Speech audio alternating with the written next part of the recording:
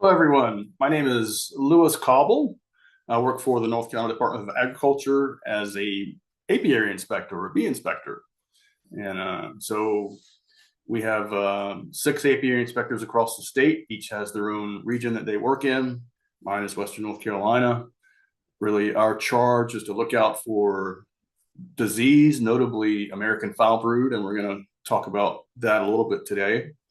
Uh, And we also do a lot of extension type work, helping beekeepers understand best management practices and help them understand, help them troubleshoot and problem solve. So that's a lot of the work that we do. And we enjoy working with county associations, especially for stuff like this, for doing bee schools, talking about pest and disease, field days, and just helping out as we're able in the bee community.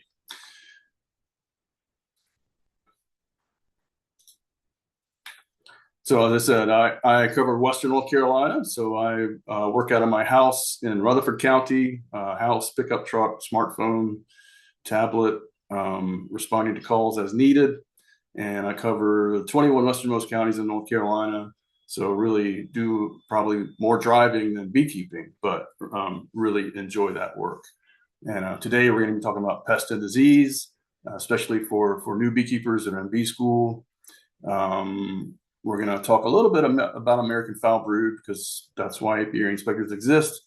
But we're going to spend a lot of time on varroa mites because that's where all the troubles are. And I would like to say before we get started, of all the things that I see that give beekeepers trouble, 95% of them are related to only three things, and that's varroa mites, feeding, not too much, not too little, and queen events. So if you can get those things pretty good, you'll be a successful beekeeper. If you mess up one or more of those things, you're going to struggle. And I think the greatest challenge is managing varroa mites. So you're not just managing a colony of bees, you're also managing the pest in that colony, trying to minimize those pests. So before we talk about what things look like when they're going bad, let's talk about what they look like when they're going good. So here we have a picture of frame as we see one egg per cell. This is great. So this is on black plastic foundation. It was new black plastic foundation. The bees had just recently drawn out that comb, and the queen came in to lay an egg in each of those cells. I really like that black plastic foundation. It's so easy to see eggs, or much easier. I mean, it can be difficult to see eggs, but it's much easier when you have a black background. And so we're going to watch these eggs develop over the next few days. So an egg is an egg for 3 days, and then it hatches into a larva. And here we see that 1 day old larva swimming in a little bit of brood food. So we know that there was a queen here within the last 4 days, and she's probably still there. So that's good information. And now we're going to watch that larva grow at an amazing clip over the next few days. So nurse bees are coming by and feeding these developing larvae. So this is 4 days after the queen laid the egg, 1 day after that egg hatched or closed. This is 1 or 2 days later. So this is probably 4 or 5 days after the queen laid that egg. And look how much bigger it is just over those last couple of days, just swimming in brood food there. This is day 6 after the queen laid the egg, 6 or 7. And I see that larva getting bigger and bigger. And this is day 8 or 9. They get capped over on day 9. So you can see on the left-hand side here, these have been capped over. So you know that's about day 9. If we came back to these in probably half a day, they'd probably be capped over as well. And so this is what all stages of healthy capped brood looks like. So from egg to pre-pupa. And the thing that all of these have in common is that they are glistening pearly white, right? So glistening pearly white is the goal. If you are inspecting a frame of brood and it's less, you notice that that open brood is less than glistening pearly white, that's going to be a problem, right? So, and then we need to figure out what's going on. And we put it all together. This is what kind of a whole frame might look like. So we see that's, I think we shook many of the bees off of this frame before we took the picture. So usually there'd be a lot more bees on this frame, but we shook the bees off so you could see the brood. So we see this nice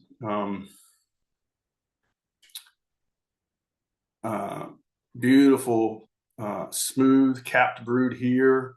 We can see kind of this concentric circle type pattern. This is a frame from early spring. This colony overwintered, and that the queen started laying in the center, and then she kind of expanded out as the population grew. And so if we could look into these, they look like they're empty cells, but these are cells where adult bees have emerged, cleaned that cell, and the queen went back and laid more eggs in these cells.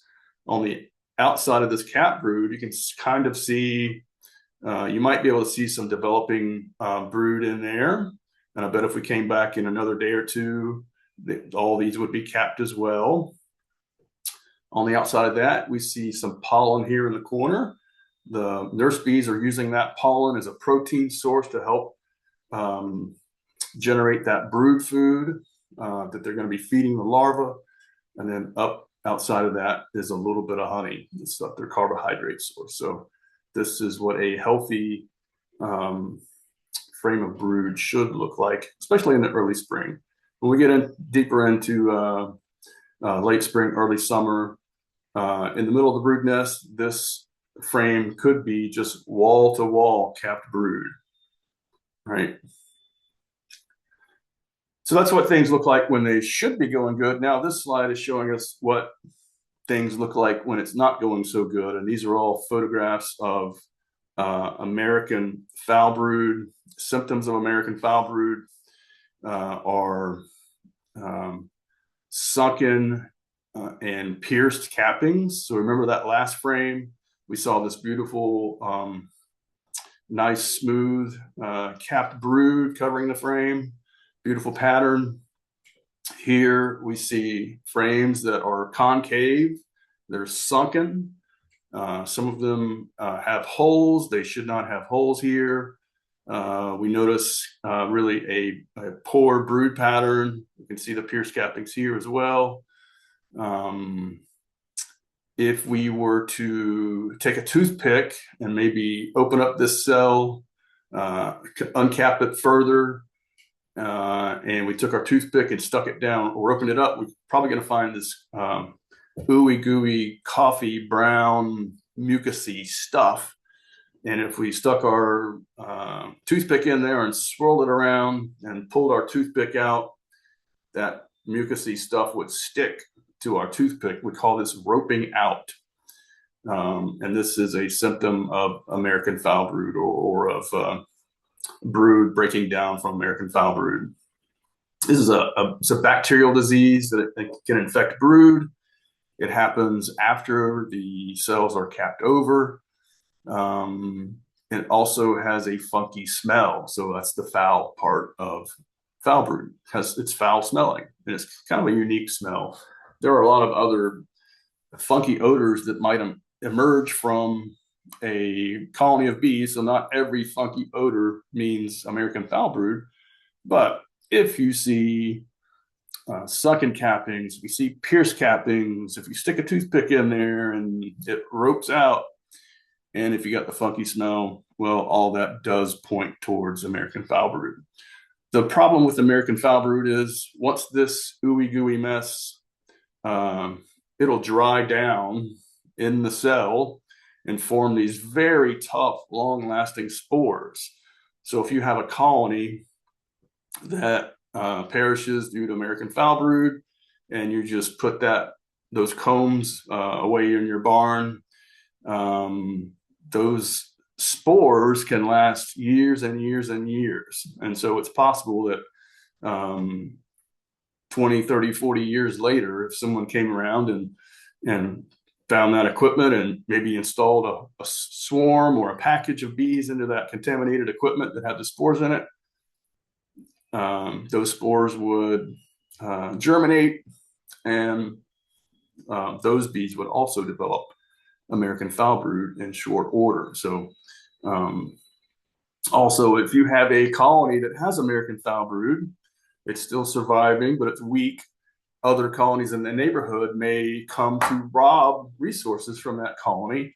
And when they do that, they can pick up this bacteria, carry it to their colony, and it can spread through your apiary and through your neighbor's apiaries as well that way. So back in the day, it was really spreading like wildfire. Doesn't seem to be that big of an issue anymore. Usually we can have some flare-ups here and there.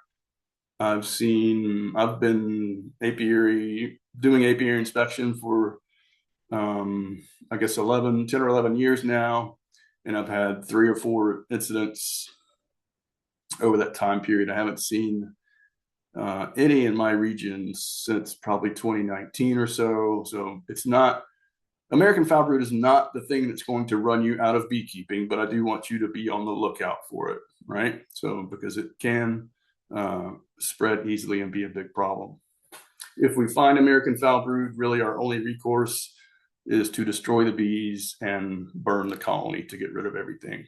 So it's kind of a big deal. So, but if you're not sure, if you see things that look suspicious, but you're not sure, please call us. We'll come out, we'll take a look. We can send samples to Raleigh, and we can, they'll plate them for us and get a positive diagnosis or a negative diagnosis. Will help us make better decisions. So we're happy to help with that. If you have any questions about American foul brood, please just call me. We're happy to help. Again, this is not the thing that's going to run you out of beekeeping. I've only seen it a few times in my beekeeping career. So I would not lose sleep over it, but please be aware. The other thing that this is not so much a disease, but more of a dysfunction. And you will, I think, as a new beekeeper, see this in your first year or two of beekeeping, or likely to see this in the first year or two of beekeeping. And so here we see 1 egg per cell. So we spoke earlier about how that's what we're shooting for. It's good. How about this? We've got multiple eggs per cell. They're not in the center of the cell. Is this really good, or is this bad? Well, this is bad. This is, I spoke about queen events feeding, or veromites feeding and queen events. So this is queen event gone bad. Maybe the colony swarmed or absconded, or not absconded, but swarmed, or tried to make an emergency queen for whatever reason, and that process broke down. So bees definitely have a tendency to swarm in the spring, and the colony that the swarm emerges from, they're charged with making new queens so they can carry on. The good news is that 60 to 70% of the time that process works out just fine, and you might not even notice that you've had a queen event. So that's the good news. But the bad news is that means that 30 to 40% of the time that process breaks down and you wind up hopelessly queenless. And so that's what we're looking at here. A colony that had a queen event gone bad, went hopelessly queenless. And in this situation, the workers' ovaries develop and they start to lay eggs as kind of a last ditch effort to get their genes out into the environment. So these workers are laying eggs. Certainly they cannot be fertilized eggs because they don't have any sperm to fertilize them with like the queen does. And so you wind up with a lot of drone brood with a very poor pattern. So that's probably another hour and a half talk right there, is trying to identify and deal with queen events. But anyway, if you see multiple eggs per cell like this, reach out to your mentor and work on it. This is the thing we're going to spend most of our time on. This is the varroa mite. This is a picture of a varroa mite under an electron microscope. So this is the varroa mite here. This is the back of a bee. So this doesn't give you very much context, but I think it's a pretty nice photograph. This is a varroa mite on my thumbnail here. So this is a adult female here. You might see a little green critter here. It's either, I'm not sure, it's either a immature female or it's a male mite. We'll talk about those in a little bit, but that gives you a little more context so you know how big they are. You can see them with your naked eye. They're small, but you can see them. And then this is kind of a classic mite on the back of a bee. So that really tells you what's going on. I will say, if you see mites on the back of your bees, you've got way too many mites. You're way over the threshold, and that colony is probably walking dead. So we're going to talk about how to prevent that today. Let's talk about the mites. Do an intro to mites first. They reproduce in developing brood. They do tend to prefer drone brood, but they'll do well in worker brood as well. They'd have a reproductive advantage in the drone brood, and they seem to realize that and take advantage of it. This is a piece of comb that had some drone brood in it that we took and put under a microscope to film this drone emerging. This drone was raised in a very, a colony inundated with mites. And so you can see all these mites. So there's one on the face of the mite. There's an immature, I think, back there. Here's a mite here.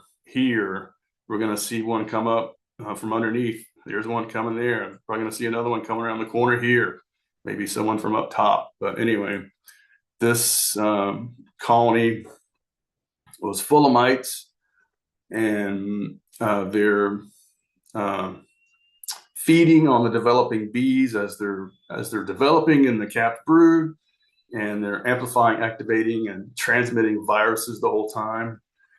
It's really the viruses that do the damage, and we'll talk more about that.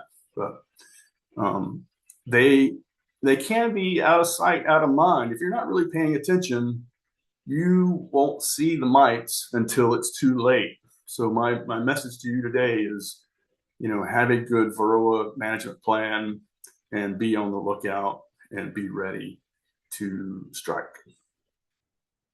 Where did they come from? How'd they get here?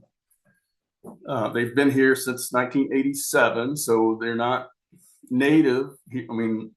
Honeybees are not native to the New World, but they've been here since the 1500s or so.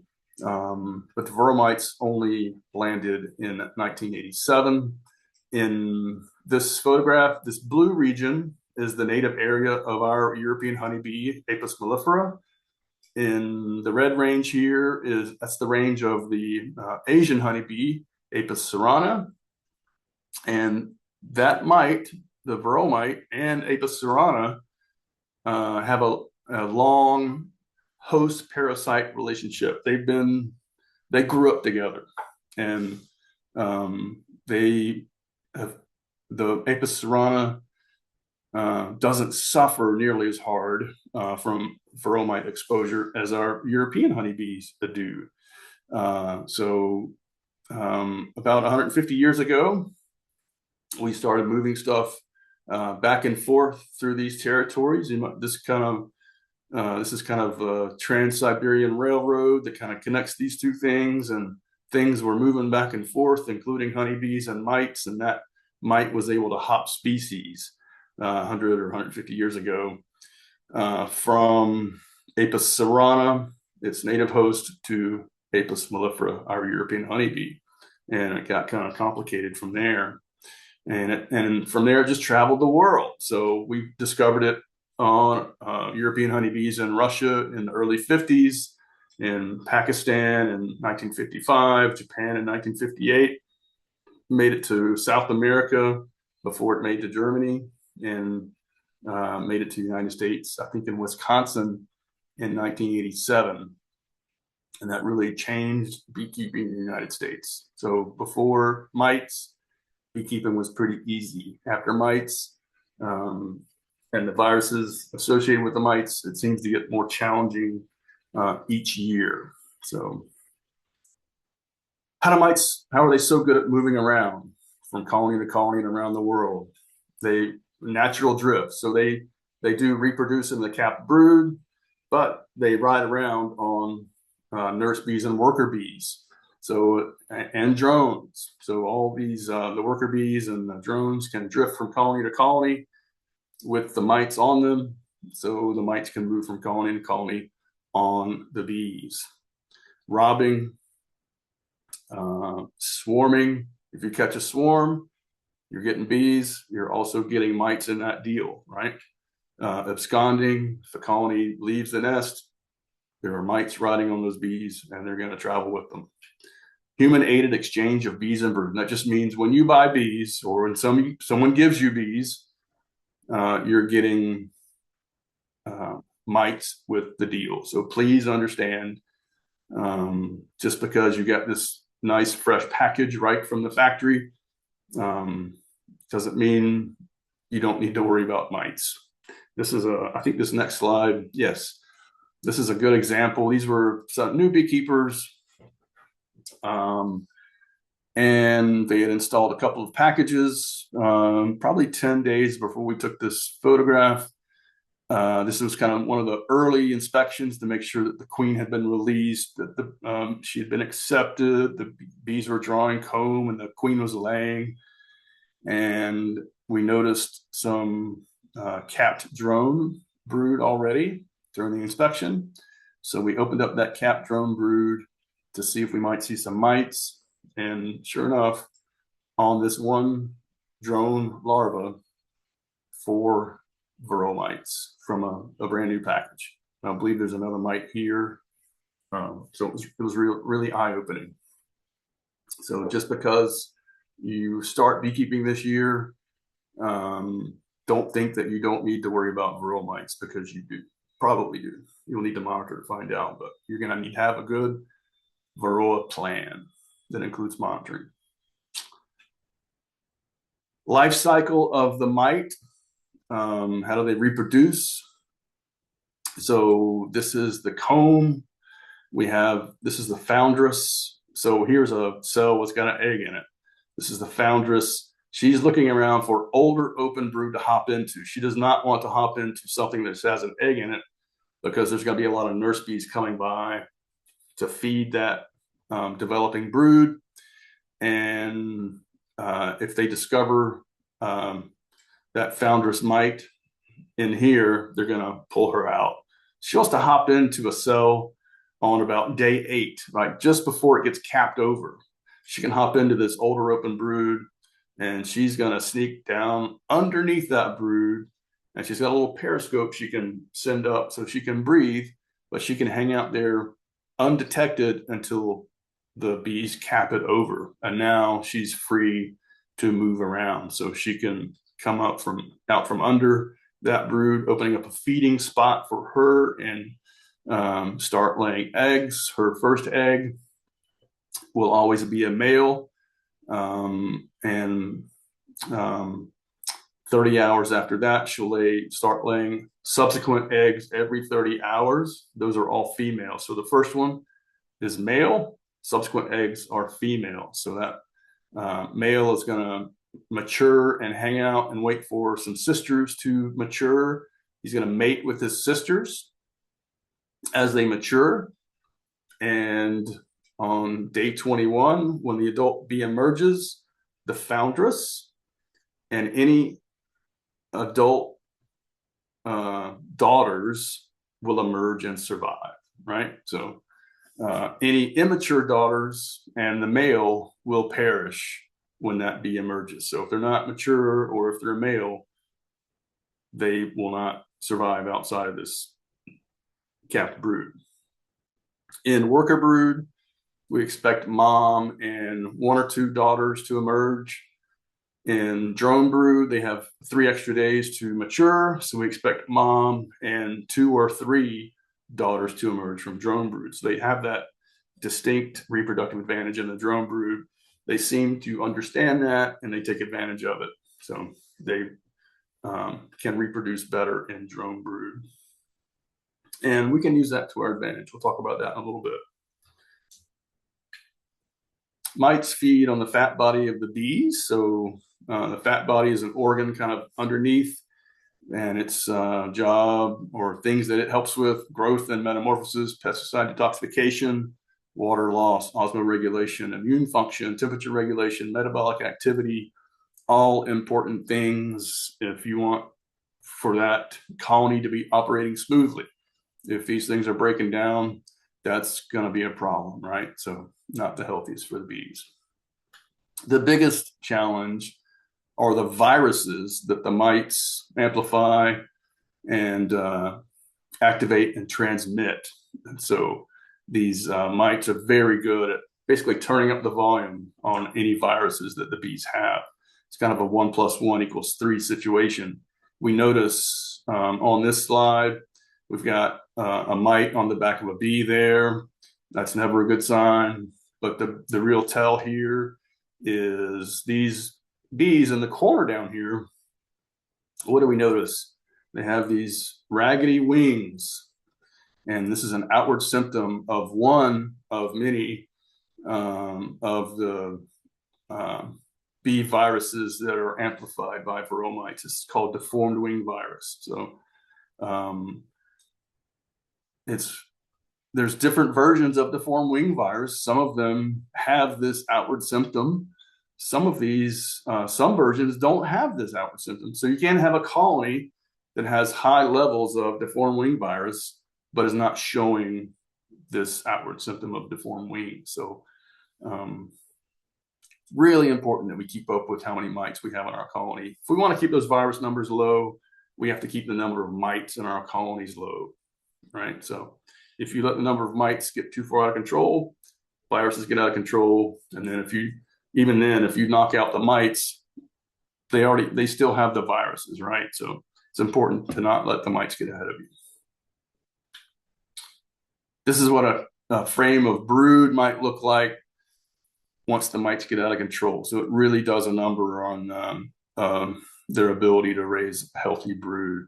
So we talked earlier about how healthy brood should be glistening pearly white, and you're looking for a nice brood pattern. The first thing we notice when we pull this frame out, we have a very poor brood pattern. We see less than pearly white brood. I've got brood that looks like it's melting in the cell. I've got that looks kind of like a healthy pupa, but it's been uncapped by the bees for some reason. I think they've sensed that this pupa is not healthy, and they've uncapped it. And you can see these pupa, they not only uncap them, but they're chewing them out. They're removing them. These over here are kind of dried up, and there's definitely not glistening pearly white. So if you're seeing stuff less than glistening pearly white, varroa mites, that's a good place to look for your issue. Here we see some melted brood, and there's just mites sitting on that melted brood. So that's, I don't think I've ever seen a colony quite this infested, but it can happen. And the open brood that we do see is certainly not glistening pearly white. So that's a bad sign. Here, I think we're looking at maybe a mite sitting in an empty cell. That's also a bad sign. So glistening pearly white, this is what we're looking for. If it's not that, we got an issue we need to assess, to look at. On this chart, this is basically a year in the apiary. So think about January 1st to December 31st. It's the timeline at the bottom here. We have a blue line. This is our bee population through the season in that colony. This orange line is our mite population during the season, and the red line is virus levels through the season. So back before mites, all the beekeeper had to do was manage this blue line through the season. He's trying to keep those colonies in the box during explosive growth in the spring, or maybe they're making splits so they can sell some bees or make more honey or do pollination, and then hit peak population in July, and then kind of put them to bed for winter, and then do it again next year. Now that we have mites, we're not just managing the blue line. We also have to manage this orange line. And your job as a beekeeper is to keep this orange line tamped down as low as you can keep it is really the goal. If you're, we notice that this orange line kind of follows the blue line. Those mites are reproducing in the developing bees. So if you're making a lot of bees, there's lots of opportunities for mites to reproduce as well. And of course, the virus levels follow the mite numbers. As you have more and more mites, the opportunity for virus goes up and up and up. So your goal really is, if you can keep the virus, or if you can keep the mite levels low, that can really help you keep the virus levels low as well. Sometimes we will have high virus loads in the absence of mites, but it's rare. It does happen, but it's rare. If you want to minimize virus in your colonies, spend your time controlling mites, bottom line.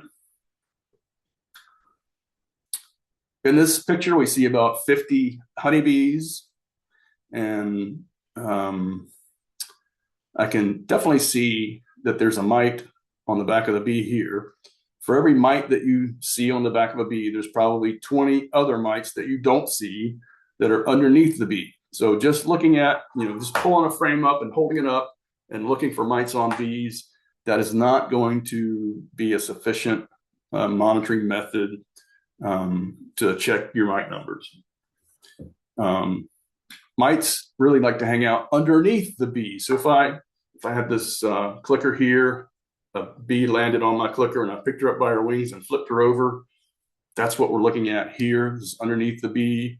And you can see we have two mites that have tucked up under those segments, and they're able to get to to pierce the soft body parts under there, and they're injecting an enzyme into the bee that starts to digest that fat body that we spoke about earlier.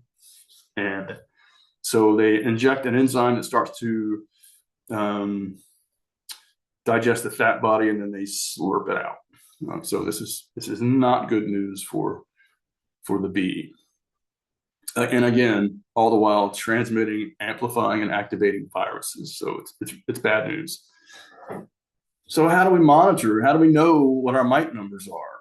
Well, probably the best tool, the one that I preach, especially for new beekeepers, it's called the sugar shake, because it doesn't kill the bees.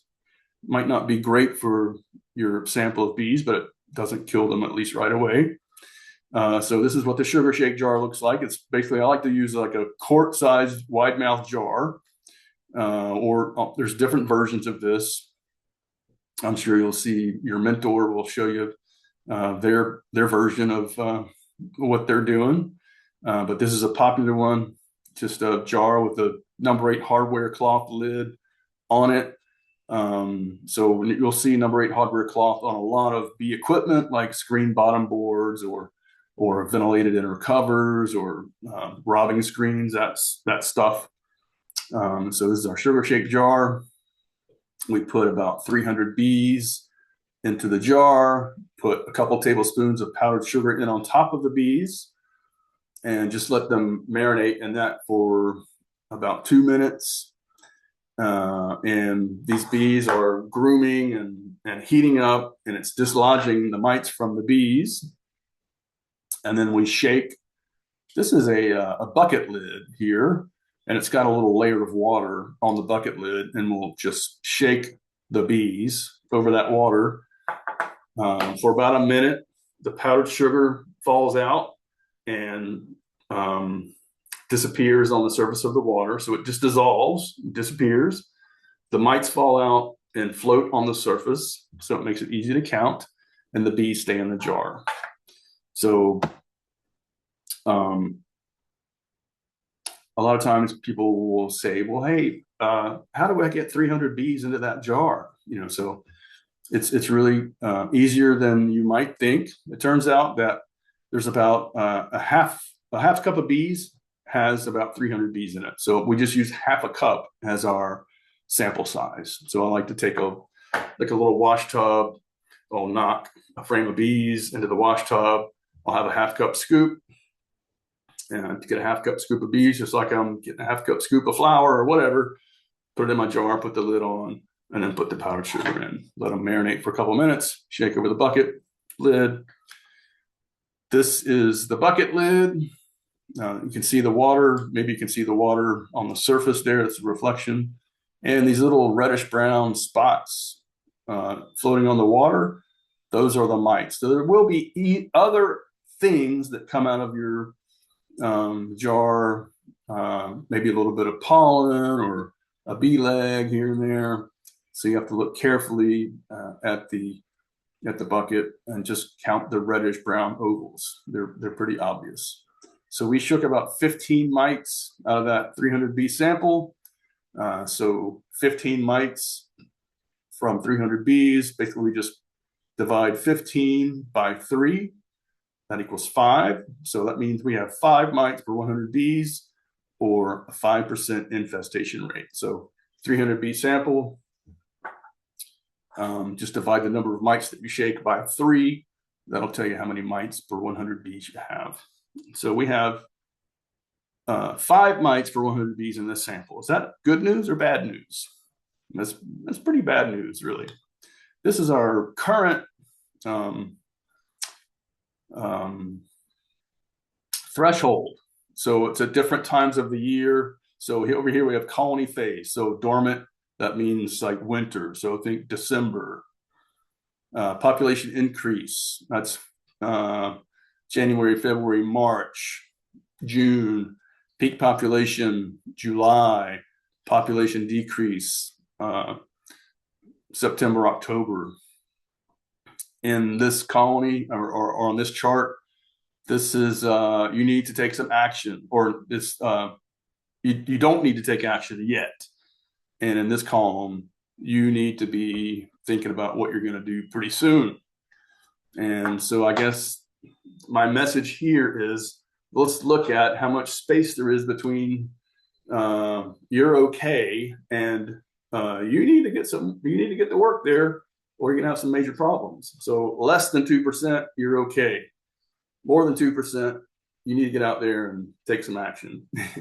So my point is, there's just very little room between you're okay at the moment and you're not okay at the moment. So it's a very fine line. The numbers need to be low. I do think these numbers are super conservative. You can let things go a little more, but you can't let them go too high very long, right? So if you're not doing any monitoring during the season, you are likely to fail as a beekeeper. This is my point. When should we monitor? I would say at least 4 times per year at population increase in the spring, or when you're getting if you're a new beekeeper, you just bought a package of bees or a nuke, that's a perfect time to sample and find out what's going on. I've seen nukes that come squeaky clean. I've seen nukes that are completely polluted, and you need to know which one you got. And so monitoring will let you know. Or if you overwintered some colonies, monitor at population increase in February or March. Find out who's got too many mites right out of the gate. Deal with them early. So early spring, you might monitor before you put your supers on in April. I like to monitor when those supers come off in June. And I like to And then I'll put my supers back on to see if I get a little honey in July or August. And I like to monitor when I take the supers off again in July or August. Uh, and then I usually apply a treatment in August. And I'll definitely monitor post-treatment to make sure my treatment was effective. And I like to monitor again when I'm putting bees to bed for winter, usually in mid-October. So I do a lot of monitoring in my own bees because I know how important it is to keep bees healthy. So having a good varroa management plan can make the difference between success and failure. So let's talk about things we can do that might help keep our mite numbers low before we have to go to the chemical closet. So one thing you might hear about are good genetics, having bees that are better at dealing with mites than others. And so that's a good baseline for your varroa management plan. It can't be the only thing in your plan. And I would say that monitoring, has to guide you. There are a lot of people out there that are selling queens that they purport to be varroa resistant, and they may or may not actually be varroa resistant. It's really up to you to see if these good genetics are getting you where you need to go. And that's going to require you to monitor. But good genetics can be a reasonable first swing at it, right? The next one, we talked about how the mites seem to prefer reproducing in drone brood. They use that to their advantage, and we can use that to our advantage as well. So this method is called drone trapping. So you can use a special frame that has larger cells on it that the bees use to draw drone comb. So we're looking at basically the brood box from the top down. So these green frames here, those are drone frames that have the larger cells on them. These orange frames, that's just regular worker sized cells. And the gray frames on the outside, that's just honey or pollen stores for the bees. And so this person has put a couple of drone frames near the middle of the brood nest. The bees draw those combs out. The queen lays drones in those frames. The mites pile in to reproduce. And when those frames are mostly capped over like this, the beekeeper can go out, pull those frames out, scrape off the drone brood and the mites, just scrape them into a bucket or whatever. You can put them in the freezer for a couple days, whatever. You're going to kill all the drones and all the mites that have hopped in there. So you can use this to your advantage. It is a labor intensive thing. There aren't a lot of beekeepers that are doing this work, but if you want to not use chemicals, this should probably be in your toolbox. There's a lot of different ways to do this. You can use a foundationless frame, and when the bees see that, they'll draw a drone comb. So if you have 8 regular worker size foundations and then a couple of foundationless frames, they'll use those foundationless frames as to raise drones. You can also put a medium or a shallow frame into a deep box, and they will draw drone brood on the bottom of that frame. It's another way to do this. So there's a lot of different ways to do this. It can go bad if you forget and you don't take these frames out before all the mites, all the drones and the mites emerge. So if you're not paying attention, this can really backfire. So you do need to be paying attention if you're doing this. Another way is putting a break in the brood cycle by making splits. So this beekeeper came out this morning.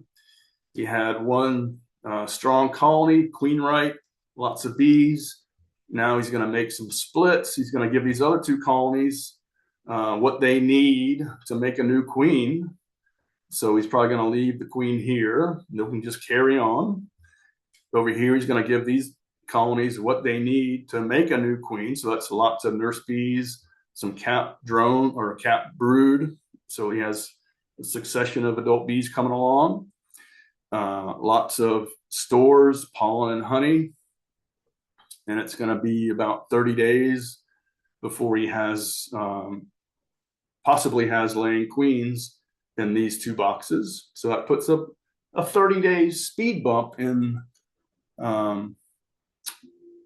brood production and drone production. So it can put a little speed bump in the road. It's not, there's not a silver bullet. There's not a one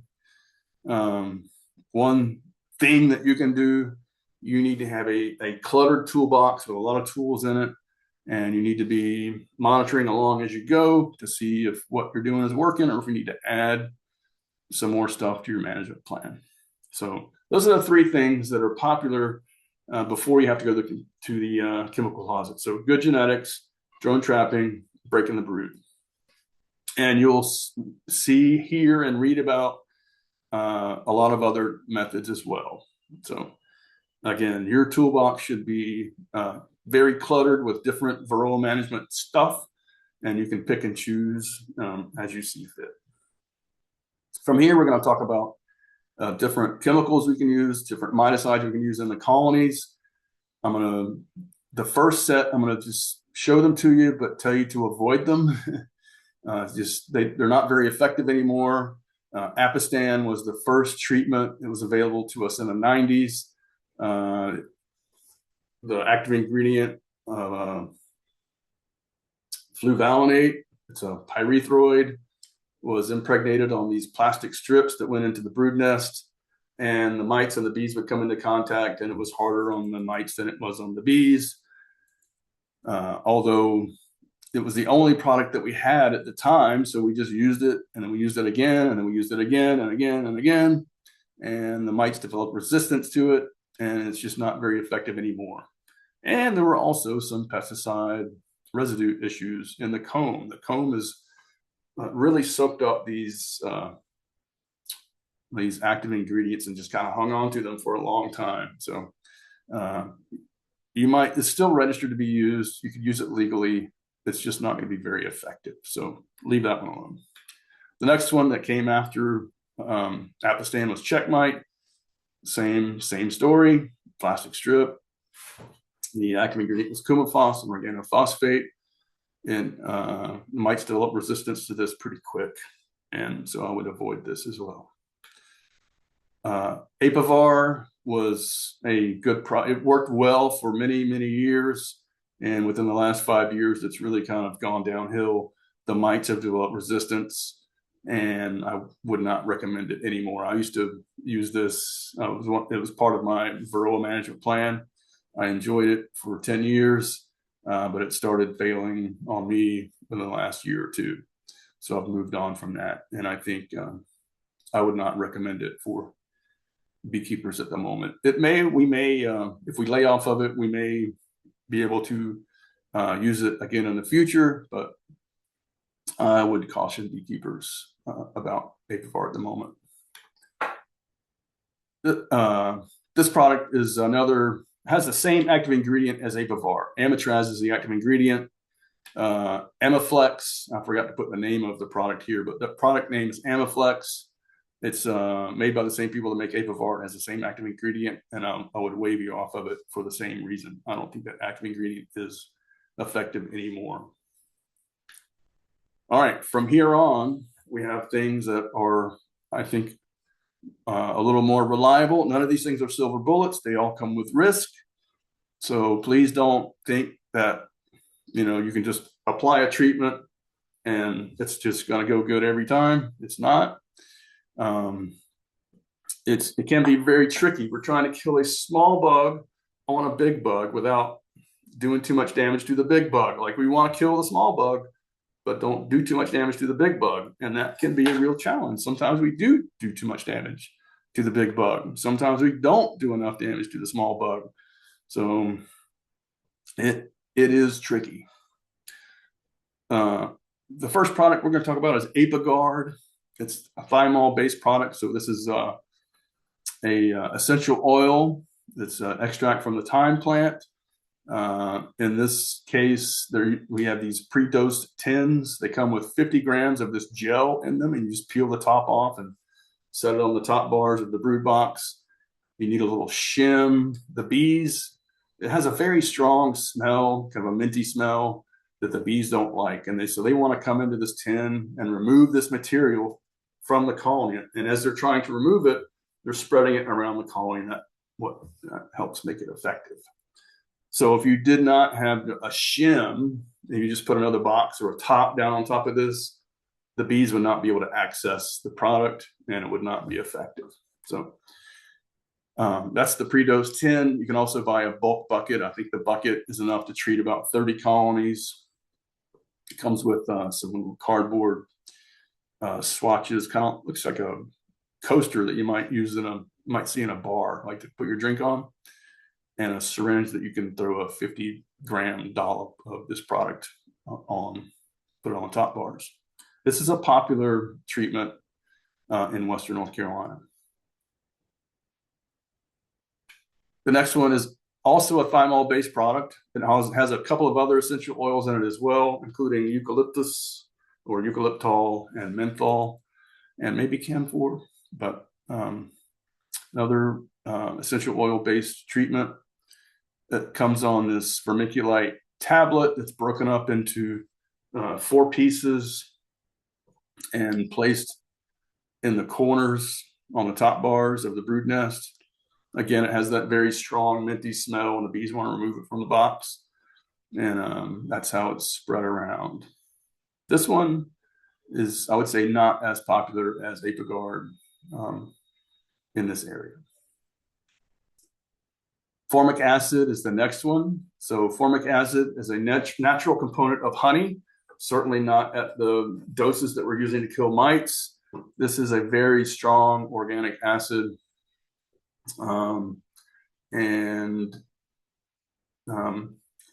This one can be tricky. Actually, all the thymol products have kind of temperature windows. If it's too hot, it's going to do too much damage to the bees. If it's too cold, it's not going to do enough damage to the mites. But you really have to watch the temperatures because you don't want to do too much damage to the bees. But formic acid especially so.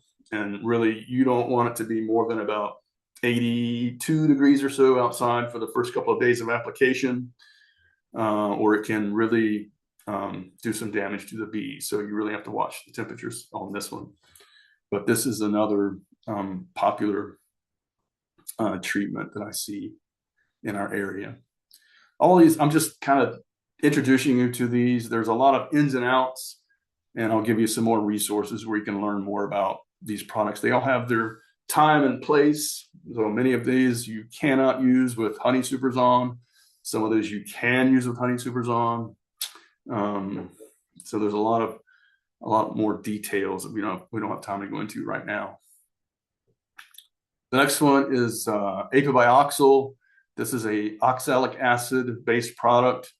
You can apply it a couple different ways. In the picture here, this is called the dribble method. So you make a sugar syrup solution, and you spike it with these oxalic acid crystals, shake it up, dissolve in the sugar syrup, and then you dribble it on the bees in between the frames. So he's dribbling in that little crease or that space in between the frames. He's dribbling it right on to the bees. So that's one way to do it. Probably the more popular way to apply is with a vaporizer. So you put the crystals in this little heat well. I mean, it's cool when you put the crystals in there, and then you scooch that in the entrance and close the colony, and then you hook it to a 12-volt battery or plug it into 110 volts, and this little well heats up and kind of fills the inside of the box with the thick white smoke. That does a good job of killing mites on adult bees without doing too much damage to the bees. So this is a very good product. It's a flash treatment, so it only kills mites on adult bees the day that you do the application. It doesn't hang around to catch mites that are in the capped brood. and many of the mites can be in the capped brood. So, in May, June, 60% of the mites in the colony are underneath the capped brood. It's harder to get to those.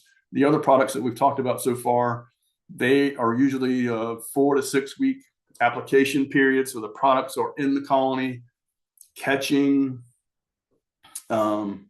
mites as they emerge from the brood, right? So this product is a little different.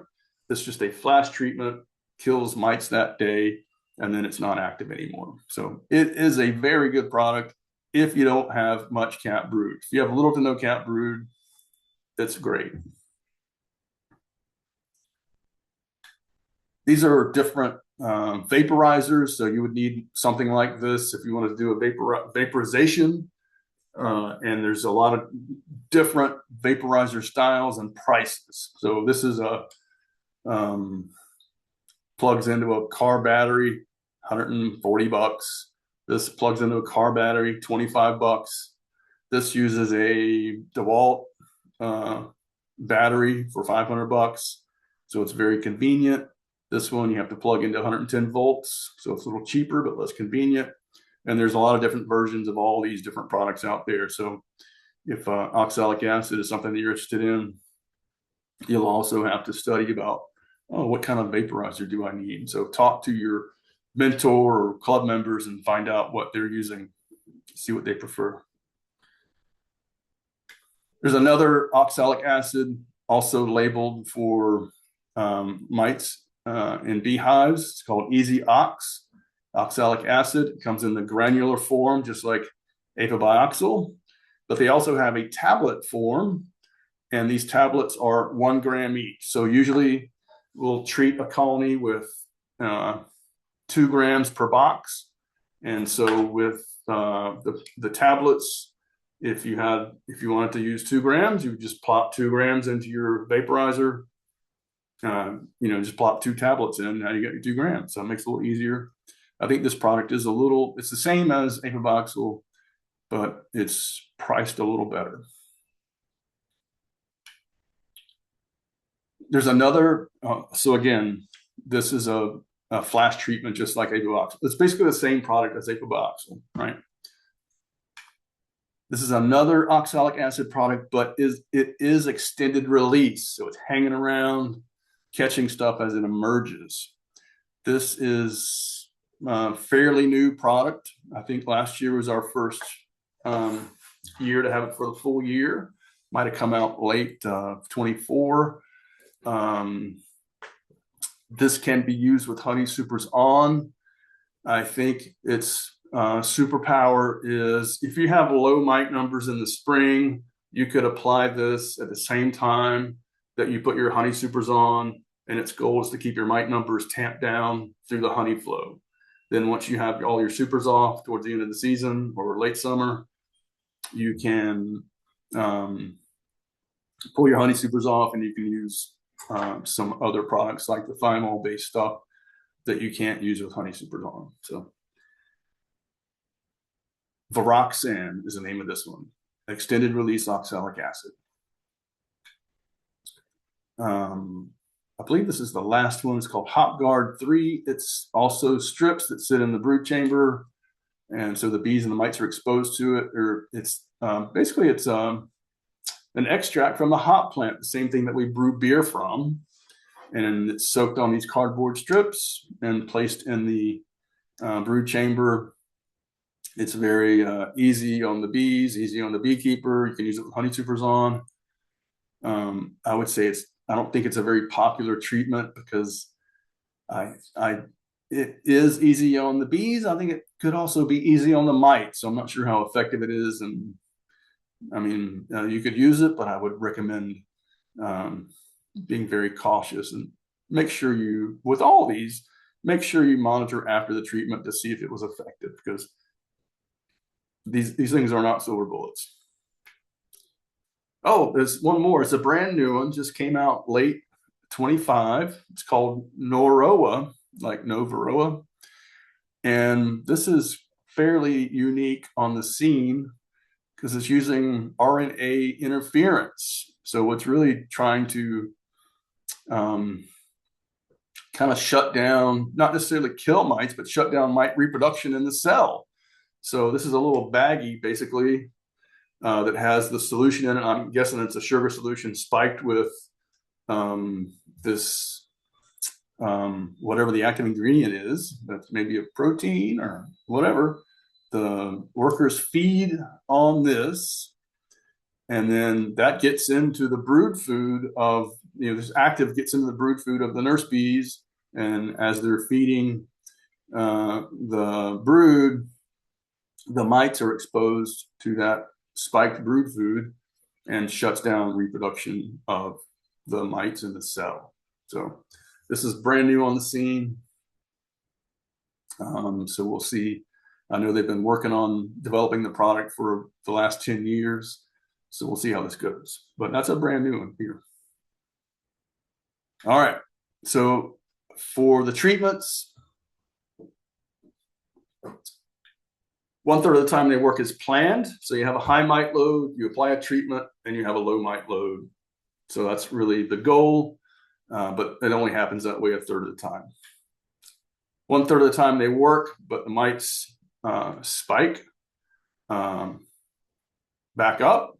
So you have a high mite load, you apply a treatment, you have a low mite load, but then 2 weeks or 4 weeks later, you're back to where you started. So it didn't hold very long. And the last one is 1/3 of the time the treatment just flat out fails. So you have a high mite load, you apply a treatment, and at the end, you still have a high mite load. Maybe it came down a little bit, but still above the threshold, or sometimes it even goes up during the treatment. Sometimes this can be a beekeeper issue. They didn't apply according to the label. They didn't apply it correctly. But sometimes the treatment just fails for whatever reason. And I've seen it a lot. So please understand that these treatments are important tools, but they're not silver bullets. Okay. So monitoring is super important. Bottom line, you must have an effective mite management plan. It's got to be effective, and you got to do it. So I just say that because I've messed it up both ways. I had a bad plan. It was not an effective plan. I went out there and did it, but it wasn't effective. So it didn't get me where I needed to go. I've had good intentions. I had a good plan, but I didn't get off the sofa to go do it. That didn't work either. You gotta got a good plan, and you got to go do it. And that plan has got to include monitoring to tell you if your plan is working or not, and if you need to modify it. I say this all the time. We need good information to make good decisions, and monitoring is how we get good information. And there are other ways to get good information in beekeeping as well, but for mites, monitoring is where it's at. Know your enemy. So as I said earlier, you're not just managing a colony of bees, you're also managing this colony of mites as well. You're managing in favor of the bees and against the mites, right? There are no silver bullets. Can't stress this enough. If anybody tells you, oh, all you got to do is yada, yada, and you'll be okay, that should be a big red flag. There are no silver bullets. There's not a one-size-fits-all solution. So what works for me and my style of beekeeping might not suit you, right? So, yeah, but I can certainly, if you're not sure, like what your mite management plan might look like, please call on me and we can talk about your priorities and what's important to you, and I can make some recommendations on which direction you might want to head as far as your varroa management plan. Happy to help with that. But you do have to monitor.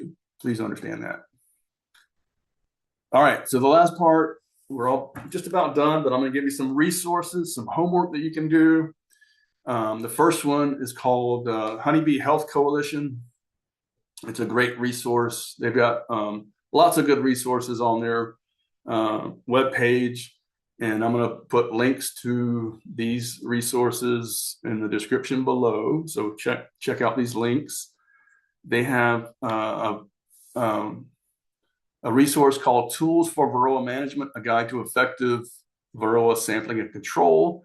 This is a must read for all beekeepers, especially as you're thinking about your own mite management plan. A lot of the material from today's presentation came from this resource. So I'll give you a link right to that. That is a must read, please. They also have a Varroa management decision tool. So, we talked about all these different treatments and how they have their time and their place, and it can be very confusing on what should I be using in this situation? Well, this Varroa management decision tool can help you. So you'll just click that Get Started button, and it'll ask you 5 questions. I'm not sure I can remember the 5 questions, but it'll be something like, do you have honey supers on? Are you willing to use a synthetic miticide? How much brood do you have? What's the adult bee population look like? So and from your answers, they will offer 1 or 2 treatments that might fit well and for that situation, and they'll give you more information about those treatments so you can follow up. So it's a good handy tool. If you don't want to use that, just call me. Tell me about your situation. I'll help you. I'll guide you for sure. KeepBeesAlive.org. This is part of the Michigan Pollinator Initiative. This is a great clearinghouse of Varroa, mostly Varroa related information. They have some great videos. Why did my bees die? Understanding Varroa risk, making a plan for Varroa mite. Really good resource. And you will also find links to other resources there. So keepbeesalive.org, Michigan Pollinator Initiative, really good stuff. This is a little field guide. It's called A Field Guide to Honeybees and Their Maladies. So we talked a little bit about American foul brood. We spent most of our time on Varroa mites. There are a bunch of other things that can infect your honeybees. I will say mites, the things I talked about, mites, queen events, and feeding. Those are the things you really need to worry about, but it's always handy to be familiar with other bee diseases like nosema, the European foul brood, stuff like that. So you can learn more about other bee diseases or maladies in this book, Honeybees and Their Maladies. And I'll have a link to this below. You can download it to your phone or your tablet or your computer. It's free to download. This is the first edition. I think there's a second edition that I don't think it's free, but you can buy a copy of it at the bee store. But I like it because it'll have, basically, this is the spine of the book here in the middle, and it'll have a paragraph about what they're talking about and a picture of what they're talking about on the other page. So it's really quite simple. Can be a good resource for you. And I'll send you a link to that. If you enjoy podcasts, 2 Bees in a Podcast from the University of Florida is, I think, brilliant. They offer great information in an entertaining way. Usually they'll have a guest scientist or beekeeper or speaker for 20 minutes, and then they'll have some management talk, what you should be doing at this time of the year. And then there'll be questions and answers at the end. But it's done by Jamie Ellis and Amy Vu at University of Florida. And they just do such a good job of presenting great information in an entertaining way. And there's, I think, a couple hundred episodes out there at the moment. So take advantage of that. Lots to catch up on there. Sandhillbees.com, one of my favorite bee educators, Megan Milbrath. She's associated with the Michigan Pollinator Initiative. This is her personal webpage, sandhillbees.com. And she's got some great articles, including, making a plan for Varroa. She has some great articles on managing swarms, but she is a great communicator, great writer. And so use this winter time to do a little reading. And this is good stuff. So with that, that's all I've got for you. Please contact me if I can help. If you have any questions about this presentation, need some clarifications, please call on me. You can send me an email, lewis.cobble@ncagr.gov. You can send me a text message to this phone number. You can leave me a voicemail. I get a lot of spam phone calls. So if your phone number is not, if your name is not in my phone book, there's very slim chance I'm going to pick up the phone. But if you leave me a message, I will call you back. So if I don't pick up the phone, just leave a message. Let me know what's up, and I'll call you back. Yeah. So I'm happy to help. And again, I'll leave some links to more resources in the description below, and I hope that helps. Thank you.